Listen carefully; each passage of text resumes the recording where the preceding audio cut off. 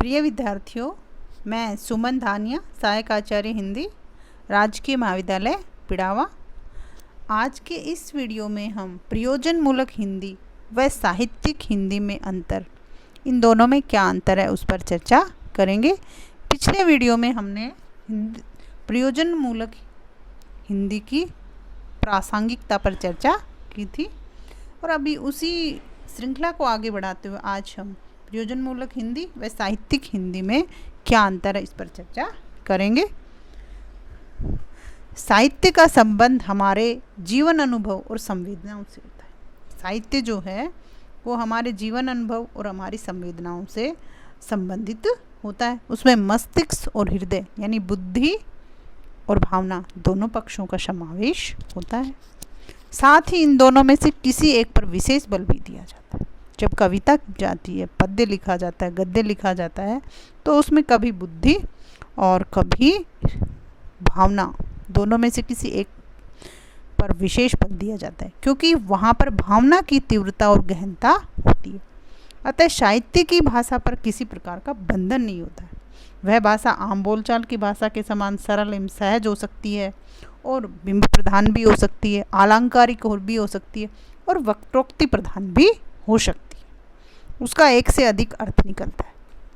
कविता का तो हर व्यक्ति के लिए अलग अलग अर्थ होता है। जाकी रही भावना जैसी, प्रभु मूरत देखी तिन वैसी। तो उसकी व्याख्या में पाठक को अपनी कल्पना के प्रयोग की संभावना सदैव रहती है और समय समय पर उसकी व्याख्या भिन्न भिन्न कोणों से बदलती भी रहती है। उसका यह गुण ही उसे प्रयोजन मूलक हिंदी भाषा से अलग करता है। साहित्यिक भाषा और प्रयोजन मूलक भाषा में यही अंतर है कि जो साहित्यिक भाषा है उसमें भावना, प्रतीक, अलंकारिक, वक्रोक्ति प्रधान होती है, लेकिन प्रयोजन मूलक हिंदी जो है वो सापेक्ष, सीधी और स्पष्ट होती है। उसका सीधा और स्पष्ट होना ही प्रयुक्त शब्दों का और वहीं उतना ही अर्थ निकलता है जितना कि अभिष्ट उसका उद्देश्य। इस तरह से कह सकते हो कि साहित्यिक भाषा के एक ही जो कविता है उसको हर पढ़ने वाला अलग अलग अर्थों में अपनी कल्पना के अनुसार उनके अर्थ निकालता है और उसके, लेकिन जो प्रयोजन मूलक हिंदी है उसका सीधा और सापेक्ष स्पष्ट अर्थ होता है। उसका अर्थ उतना ही निकलता है जितना कि अभिष्ट उद्देश्य, जितना वो कहा गया है उसी अर्थ में उसको समझा जाता है, न कि कविता की तरह उसका हर व्यक्ति के लिए अलग अलग उसकी व्याख्या होती है। अब जो साहित्यिक भाषा है उसमें वक्रोक्ति होती है, भाव होते हैं, व्यंजना होती है, अनुभूति होती है और कल्पना, इन सब की प्रधानता होती है। और जो प्रयोजन मूलक हिंदी है वो स्पष्ट होती है, प्रयोजन सापेक्ष होती है, प्रयोजन को स्पष्ट करने वाली होती है, स्पष्ट होती है, सीधी होती है। तो ये ही इन दोनों में बेसिक अंतर है। मूल अंतर क्या क्या है कि साहित्यिक हिंदी में वक्रोक्ति, वक्र उक्ति, टेढ़ा कथन, भाव प्रधान होती है, कल्पना होती है, अनुभूति होती है, भावना होती है और व्यंजना विशेष कथन होता है। लेकिन जो प्रयोजन मूलक हिंदी है वो सीधी होती है, स्पष्ट होती है और प्रयोजन सापेक्ष होती है। इसके अलावा अन्य अंतर भी होते हैं, जैसे शब्दावली के स्तर पर। इसकी शब्दावली की दृष्टि से साहित्य की भाषा में सीमा का कोई बंधन नहीं होता। रचनाकार शब्दों को उनके पारंपरिक अर्थ में प्रयोग करने के साथ साथ नए अर्थ भी प्रदान करता है। लेकिन जो प्रयोजन मूलक भाषा है, हिंदी का प्रयोग करता है या लेखक भाषा के साथ इस प्रकार की सुविधा नहीं ले पाता है। प्रयोजन मूलक क्षेत्र में शब्दावली पारिभाषिक होती है, जिसमें शब्दों का अर्थ क्षेत्र विशेष में निश्चित और सीमित होता है, यानी उनका अर्थ सीधा और सापेक्ष निकलता है। इसी तरह से वाक्य रचना के स्तर पर भी भिन्न है प्रयोजन मूलक हिंदी और साहित्यिक हिंदी में, कि वाक्य रचना के स्तर पर साहित्यकार को पर्याप्त छूट रहती है कि वह लालित्यपूर्ण भाषा का प्रयोग करे, शब्दों को अलंकारों से जोड़े, चाहे तो व्यंजना और व्यंग्य करे। लेकिन प्रयोजन मूलक हिंदी लेखक के लिए स्वतंत्रता नहीं है, वह क्षेत्र विशेष के सुनिश्चित वाक्य प्रयोग कर सकता है।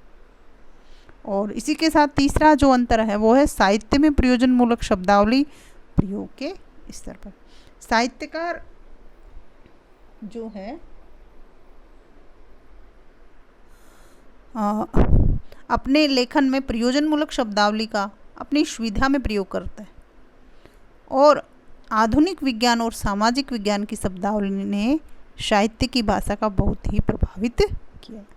जैसे मध्यकालीन हिंदी भक्ति साहित्य में दार्शनिक शब्दावली निर्गुण, सगुण, शून्य, ब्रह्म, जीव, माया, मुक्ति, ब्रह्मरंध्र आदि इसी प्रकार आई है, लेकिन प्रयोजन मूलक भाषा में साहित्य में उस प्रकार कुछ विशेष ग्रहण नहीं किया।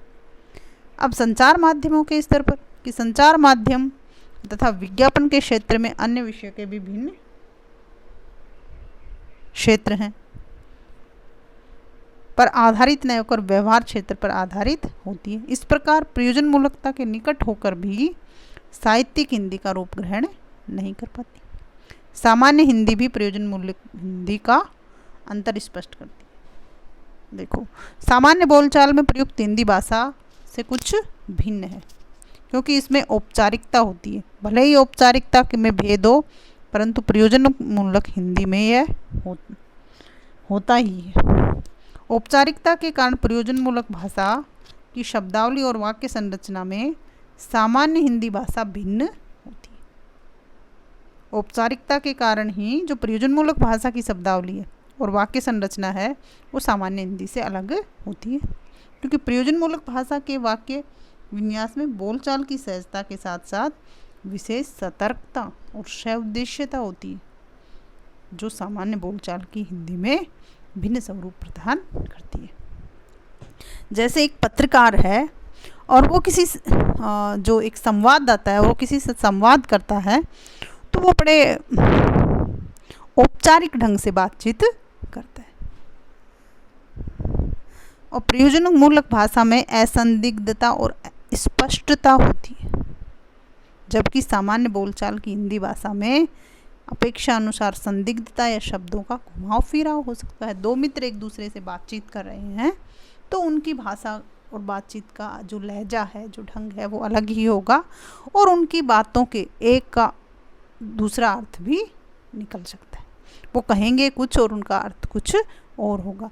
लेकिन दो जो ऑफिस के सहकर्मी हैं, किसी कार्यालय के जो सहकर्मी हैं, और वो ऑफिस के कार्यों से, कार्यालय के कार्यों से संबंधित एक दूसरे से बातचीत करते हैं, भले ही वो मित्र हों, लेकिन उस समय जब वो बातचीत करते हैं तो उनका लहजा, उनका ढंग वो अलग होगा, उनकी भाषा औपचारिक होगी, और यही औपचारिक भाषा उस समय की जो उनकी औपचारिक भाषा है, ये प्रयोजन मूलक भाषा है। तो इस तरह से ये प्रयोजन मूलक हिंदी और साहित्यिक भाषा में, साहित्यिक हिंदी में अंतर है। क्या क्या अंतर है? साहित्यिक भाषा हिंदी कैसी होती है? उसमें वक्रोक्ति होती है, उसमें भाव होते हैं, उसमें व्यंजना होती है, अनुभूति होती है, कल्पना होती है। लेकिन प्रयोजन मूलक हिंदी में ये सब नहीं होता है। प्रयोजन मूलक हिंदी का अर्थ स्पष्ट होता है, सीधा होता है, पॉइंट टू पॉइंट बात की जाती है, वहाँ घुमाव फिराव नहीं होता। इसी के साथ अन्य अंतर पर हमने चर्चा की, जैसे शब्दावली के स्तर पर भी अंतर होता है। प्रयोजन मूलक जो भाषा है उसकी शब्दावली सीधी, सरल, सापेक्ष होगी, और साहित्यिक भाषा की घुमावदार, व्यंजनापूर्ण, वक्रोक्तिपूर्ण, श्लेषपूर्ण, और वाक्य रचना के स्तर पर भी जो प्रयोजन मूलक भाषा और साहित्यिक भाषा में अंतर है, और संचार माध्यमों के स्तर पर भी दोनों में अंतर है। इस तरह से आज के वीडियो में इतना ही, और अगले वीडियो में हम प्रयोजन मूलक हिंदी की आवश्यकता, कि प्रयोजन मूलक हिंदी की जो आज अब तक हमने जो चर्चा की है उसकी आवश्यकता क्यों है, इस बारे में अध्ययन करेंगे। और आप इन वीडियो को अच्छे से सुने, क्योंकि ये थोड़ा इस तरह से कह सकते हैं कि कठिन है, तो आप इसको अच्छे से समझें, और इसको आपको अच्छे से समझ में आए, इसके लिए मैं अपने समूह में इसके PDF भी शेयर करूँगी, जिससे आपको अच्छे से समझ आ सके, और ये आपके लिए बहुत ही परीक्षा उपयोगी है, इसलिए बड़े ध्यान से इनको सुने व पढ़े भी। धन्यवाद।